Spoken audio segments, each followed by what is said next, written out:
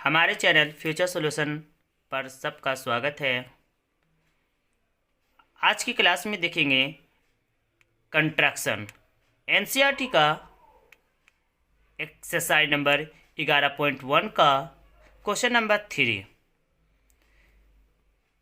में है 5 centimetre, 6 centimetre और 7 सेंटीमीटर भुजाओं वाले एक त्रिभुज की रचना कीजिए और फिर एक अन्य त्रिभुज की रचना कीजिए जिसकी भुजाएं दिए हुए त्रिभुज की संगत भुजाओं की 7/5 गुनी हो। तो सबसे पहले क्या करना है कि इसमें 5 सेंटीमीटर, 6 सेंटीमीटर और 7 सेंटीमीटर का एक क्या करना है, भुजा वाला एक त्रिभुज की रचना करना है। तो देखेंगे कि और इसी में फिर क्या करना है कि अन्य एक त्रिभुज की और रचना करना है जो 7/5 गुनी हो। तो सबसे पहले देखेंगे कि जब हम त्रिभुज बनाते हैं पहला त्रिभुज और अन्य जो त्रिभुज बनाते हैं तो वो 7/5 गुनी होता है, तो वो त्रिभुज बाहर बनेगा कि अंदर बनेगा। आइए इसको पहले हम चेक करते हैं। जब पहला जब त्रिभुज बनेगा तो 5 सेंटीमीटर, ये रफ में है, 5 सेंटीमीटर, 6 सेंटीमीटर और 7 सेंटीमीटर त्रिभुज का एक भुजा वाला एक त्रिभुज बनाते हैं। उसके बाद कहता है कि 7/5 गुनी है, इसकी जो त्रिभुज की संगत भुजाओं की जो त्रिभुज बनेगा वो 7/5 गुनी होगा। तो देखते हैं कि इससे बाहर त्रिभुज अन्य जो त्रिभुज का रचना होगा, अन्य त्रिभुज की जो रचना होगा तो वो बाहर बनेगा कि अंदर बनेगा। तो उसके लिए पहले हम देखेंगे। तो पहले एक कोई भी आप भुजा ले लीजिए, जैसे 7 सेंटीमीटर लेते हैं और क्या कहता है 7/5 गुनी है, तो 7/5 से करते हैं तो 7 7 49/5। इसको जब आप करते हैं तो यानी कि 7 से ज़्यादा हो रहा है। इसका मतलब यानी कि आप इसको जब क्रॉस कीजिएगा तो 7 से ज़्यादा हो रहा है। इसका मतलब है कि इसका जो त्रिभुज का रचना होगा तो इस 7 से ज़्यादा होगा। और जब 6 से आप करते हैं तो 6 गुना 7/5 से करते हैं, 7 6 42/5 यानी कि 8 दशमलव कुछ है। यानी कि इस क्रॉसपोंडिंग साइड का जो आपका भुजा दिया हुआ है, इस जो अन्य त्रिभुज का जो रचना होगा इससे बाहर होगा, इससे बड़ा होगा। तो चलिए पहले हम देखते हैं। तो सबसे पहले क्या करना है कि 7 सेंटीमीटर भुजा वाला एक क्या करना है कि लाइन सेगमेंट करना है, एक करना है, देखिएगा, यानी 7 सेंटीमीटर वाला एक लाइन सेगमेंट करना है।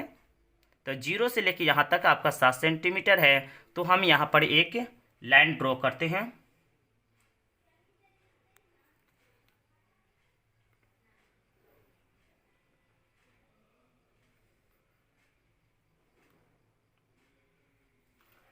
अब उसके बाद 7 सेंटीमीटर का हमने यहाँ पर लाइन ड्रॉ कर चुके हैं, इसका नाम दे दिए 7 सेंटीमीटर हो गया। अब क्या करते हैं, यहाँ पर आपका B और C। अब उसके बाद क्या करना है कि 5 सेंटीमीटर है, तो यहाँ से आपको मापना है 5 सेंटीमीटर।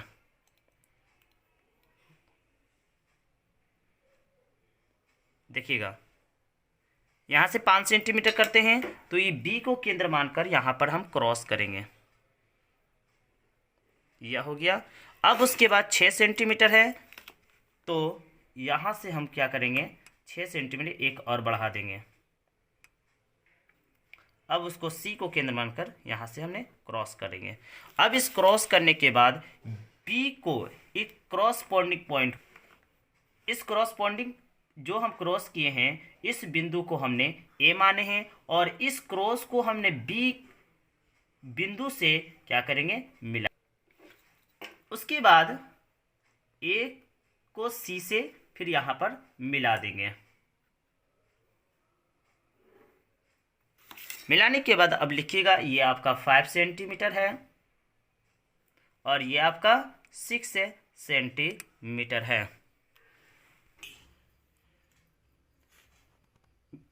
अब 5 सेंटीमीटर, 6 सेंटीमीटर और 7 सेंटीमीटर भुजा वाला हमने एक त्रिभुज की रचना कर चुके हैं। अब उसके बाद कहता है फिर एक अन्य त्रिभुज की रचना करना है।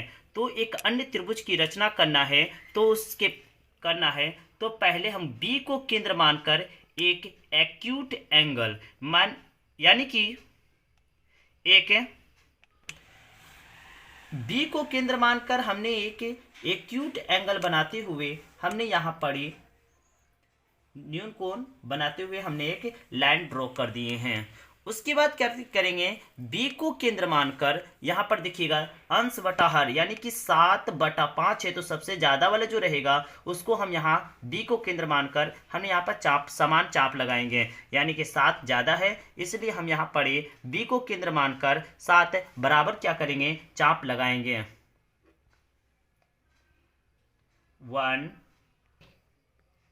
बी एक्स हमने बी को केंद्र मानकर यानी कि हमने बी से एक एक्यूट एंगल खींचते हैं, एक एक्यूट एंगल बनाते हुए हमने एक बी एक्स लाइन ड्रॉ करते हैं। करने के बाद इसको हम 7 बराबर यहाँ पर ही 7/5 था इसलिए हम 7 बराबर क्या कर दिए, चाप हमने लगा दिए हैं। अब इस पॉइंट्स को नाम देते हैं B1 B2।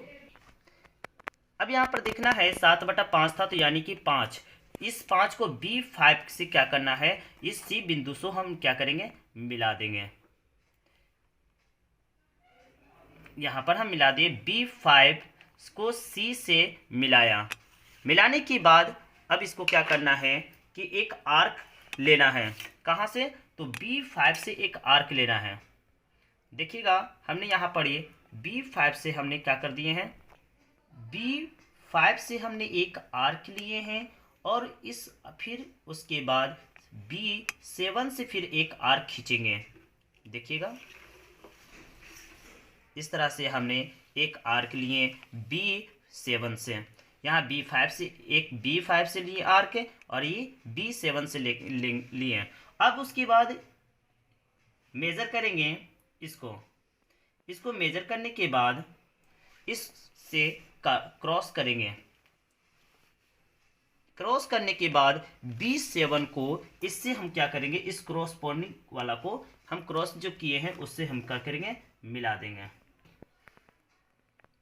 हमने B5 से क्या कर दिए हैं, इसको मिला दिए। मिलाने के बाद आगे की ओर इसको हम मिलाएंगे।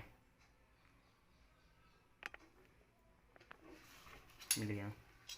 अब उसके बाद क्या करेंगे, इस C को केंद्र मानकर अब क्या करेंगे, एक आर्क लगाएंगे। C को केंद्र मानकर एक आर्क लगाए हैं और फिर यहां पर करके एक आर्क लगाएंगे। एक यहां से आर्क लगाएं और फिर यहां से हमने एक आर्क लगाए। अब इसको क्या करना है, मेजर करना है।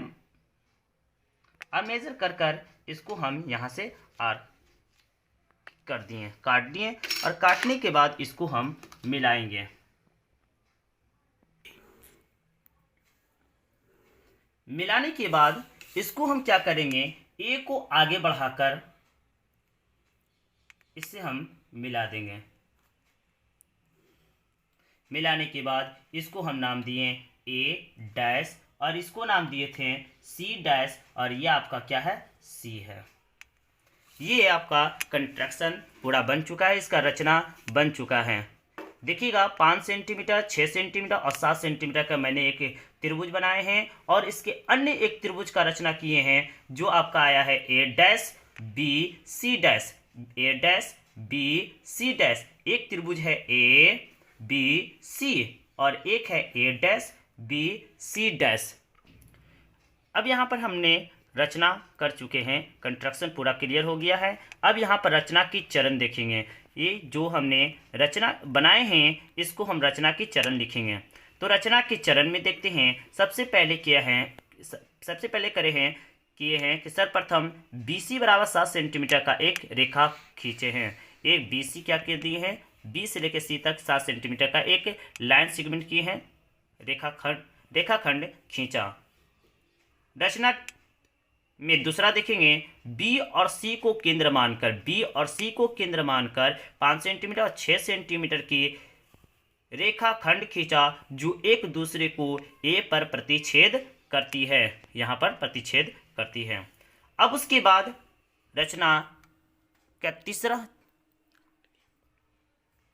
रचना नंबर 3 देखेंगे कि B, A और C ए को मिलाया, बी ए और सी ओ ए को मिलाया, इस तरह त्रिभुज ए बी सी बना। रचना नंबर 4, बी को न्यून कोण बनाते हुए, बी को न्यून कोण बनाते हुए नीचे की ओर बी एक्स किरण खींचा। बी से न्यून कोण बनाते हुए नीचे की ओर किरण बी एक्स खींचा, बी एक्स खींचा। रचना नंबर 5, बिंदु बी को केंद्र मानकर किरण बी एक्स पर, बिंदु बी को केंद्र मानकर किरण बी एक्स पर समान चाप B1, B2, B3, B4, B5 ... B7 तक लगाया। रचना नंबर 6, B5 को C से मिलाया, B5 को ये C से मिलाया। रचना नंबर 7, B7 को C डैश, B7 को C dash, B7 C dash को मिलाएं और उसके बाद B5 C, यानी B7 C dash B5 C के समांतर खींचा। रचना नंबर 8, बिंदु C डैश से C डैश A डैश समांतर CA खींचा, जो BA के बढ़े हुए भाग A डैश पर विभाजित करता है, A को A डैश पर विभाजित करता है। अब देखते हैं औचित्य में है कि त्रिभुज A dash B C dash, त्रिभुज A dash B C dash और त्रिभुज ABC एक क्या है, समरूप है। तो AB बटा A डैश B बराबर BC बटा B C डैश बराबर AC बटा A डैश C डैश, ये थेल्स प्रमेय के अनुसार हो चुका है। अब BC डैश बटा BC बराबर B7 बटा B5 बराबर 7/5, BC डैश बटा BC बराबर 7/5, यानी BC डैश बराबर, ये BC आपका इन्हें गुना में चल गया है, यानी कि BC डैश जो है वो BC का 7/5 गुनी है। यानी कि हमको देखते हैं क्वेश्चन में क्या था कि एक त्रिभुज का रचना करना है, जो अन्य त्रिभुज की जो रचना करेंगे वो संगत भुजाओं की 7/5 गुनी है, जो हमको आ चुका है कि BC डैश जो है वो 7/5 यानी कि BC के 7/5 गुनी है। ये आपका आंसर। अब यहाँ पर ये पूरा आपका क्वेश्चन का सॉल्व हो चुका है। यहाँ पर आपका रचना है और यहाँ रचना की चरण दिया हुआ है और औचित्य हो चुका है। अगर आपको हमारा वीडियो पसंद आया तो लाइक सब्सक्राइब करें और बेल आइकन दबा दें, ताकि हमारा वीडियो आपके पास पहले पहुंच सके।